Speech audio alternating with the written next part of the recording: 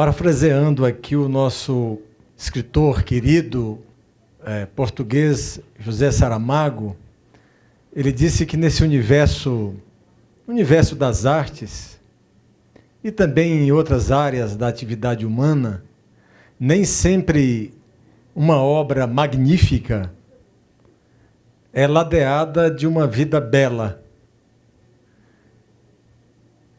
O nosso homenageado, aquele que nos reúne, nos agrega nessa noite, estamos aqui para comemorar o centenário de Jorge Amado, ele tem uma obra magnífica e, simultaneamente, teve uma vida bela. Uma obra magnífica, nas páginas de seus livros, podemos dizer que, pela porta da frente, o povo brasileiro entrou na literatura de nosso país. E Jorge Amado também teve uma vida bela. Um homem que participou ativamente da vida intelectual do país e do mundo. E, logo cedo, a sua vida também se engajou na luta em defesa do Brasil, do povo brasileiro. E, inclusive, se vinculou com muita determinação ao Partido Comunista, aos ideais socialistas. Foi eleito deputado comunista pela legenda do PCB e marcou também uma presença muito grande como um cidadão do Brasil e um cidadão do mundo, na luta das boas causas. Mas, abordando um pouco mais o Tenda dos Milagres, certamente o Tenda dos Milagres apresenta muito do universo baiano, ainda mais soteropolitano, né? Ele é ambientado em Salvador, apresenta muito desse universo, muito da religiosidade, muito da sensualidade. Agora, a meu ver, é fundamental, atentando para essa apresentação, entendermos o que é que significam a sensualidade, a regionalidade e a religiosidade. A rigor, o romance dá respostas muito claras. Existe um diálogo do Pedro Arcanjo, o personagem principal do romance, com um professor da Faculdade de Medicina, que é uma pessoa séria, é um homem de esquerda, e que compreende e valoriza a figura do Pedro Arcanjo como intelectual. E, nesse diálogo, esse professor fala que não entende como é que ele, sendo um cientista, Pedro Arcanjo, embora fosse um homem pobre, embora não fosse institucionalmente cientista, esse professor universitário fala, não, você é um cientista, não é preciso estar como professor, como pesquisador formal, para ser cientista, você faz ciência. Mas eu não entendo como é que você, sendo um cientista, acredita no candomblé. E ele dá uma resposta claríssima, que, a meu ver, é uma chave de compreensão do romance, né? A resposta dele, em linhas breves, o candomblé é saber do povo. O candomblé é poder do povo. Eu sou materialista? Ele responde. Eu sou materialista. Quando eu era criança, jovem, eu acreditava nisso. Deixei de acreditar. Mas eu entendo que uma crítica fácil, materialista, ao candomblé é uma destruição dos poderes do povo. Portanto, o que está em jogo nessa religiosidade? E na sensualidade também. O que está em jogo são os poderes do povo. É a capacidade do povo enfrentar seus opressores por caminhos que nós não estamos muito habituados a entender. A afirmação de identidade, a defesa do direito, a defesa da liberdade. E tudo isso foi escrito, foi publicado em plena ditadura, uma ditadura em ascensão. Nesse sentido, dois fatores primordiais devem, então, ser debatidos. O primeiro diz respeito, em grande medida, ao desafio de lidar criticamente com as novas tecnologias, sem perder de vista a riqueza cultural presente nas obras do escritor baiano. Uma riqueza histórica, cultural e, sobretudo, política, tão essenciais ao esclarecimento e ao despertar de consciências dos seus leitores em relação às desigualdades sociais do passado, do presente e talvez do futuro.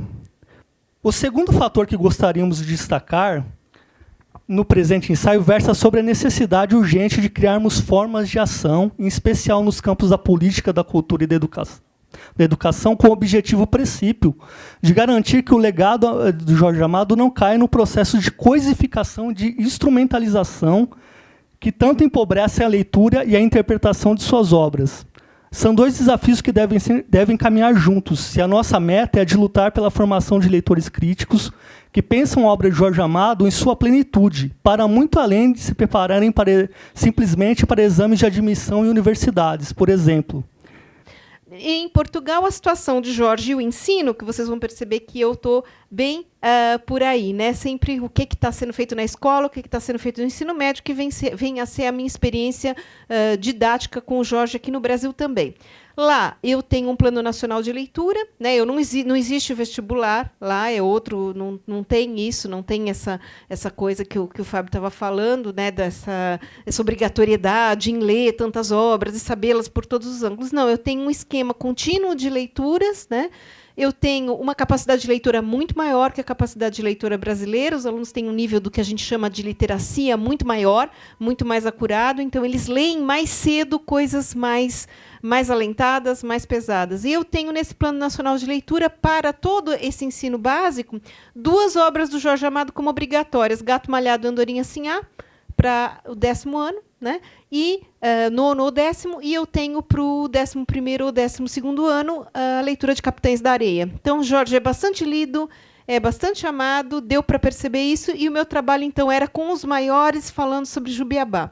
As principais questões que os jovens levantaram foi, claro que eu pegava a experiência deles, então eu começava a falar do Gato Malhado, as circunstâncias do Gato Malhado, do exílio do Jorge em 48, ele fazendo aquilo para o filho. E vocês imaginam, eram jovens entre 15 e 17 anos. As principais questões deles eram, primeiro, por que era o exílio?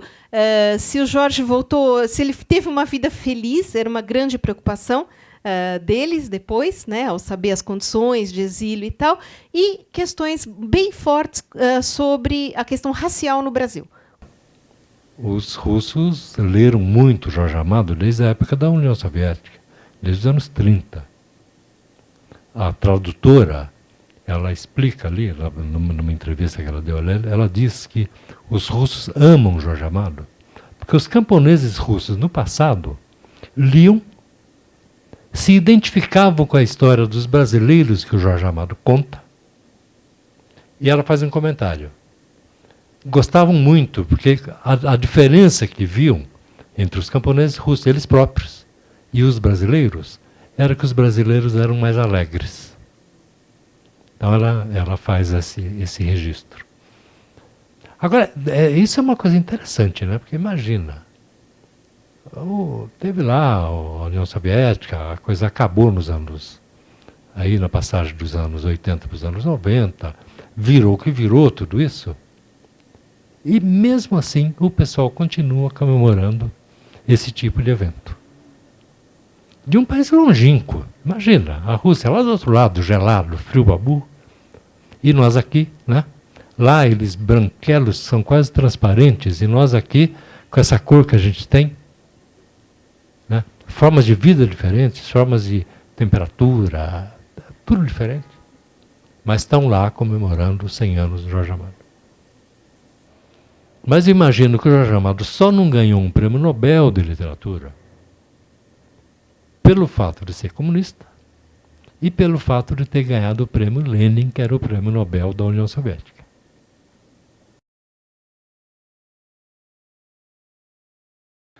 Achamos interessante trazer o Tobias aqui para cantar o samba enredo, que em 88 o Vai foi tricampeão na Avenida e homenageava Jorge Amado. Bahia, o seu nome principia com o canto e a magia que o negro sopra pelo ar, cantando sua terra, sua gente, seu passado, seu presente, o futuro só Deus dirá. Jorge Amado, mestre na literatura, fez da epopeia de um povo a sua arte em romance de ternura. Olha a folha da mangueira, olha a folha da mangueira. Aê, Bahia, quando o vento cai no chão. Aê, Bahia, olha a folha da mangueira. Aê, Bahia, quando o vento cai no chão. Aê, Bahia. O macaco que caiu. O macaco que caiu. O macaco que caiu. Você caiu. Você caiu. O macaco que caiu. Era uma vez o macaco do sexto dia, que já nascia sob o signo da rebeldia. Vivia pelos galhos da árvore da vida, nem um pouco satisfeito com seu tipo de comida. Usou e abusou do polegar opositor pra fazer oposição à regra do criador. O fruto proibido ele pegou, devorou, se embriagou, desequilibrou, escorregou. Ele despencou a som de Lucy in the Sky. Quem mandou ignorar o aviso do seu pai? O preço que pagou por sua vontade própria foi a queda numa savana da Etiópia. A cabeça levou um choque tão violento que ficou inchada, repleta de pensamentos. Ele desenvolveu uma rara enfermidade, uma esquizofrenia chamada humanidade. Oh, de casa,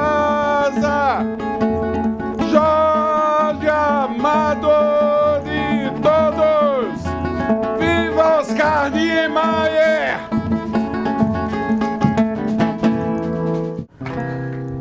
Jorge Amado aos 15 anos então iniciaria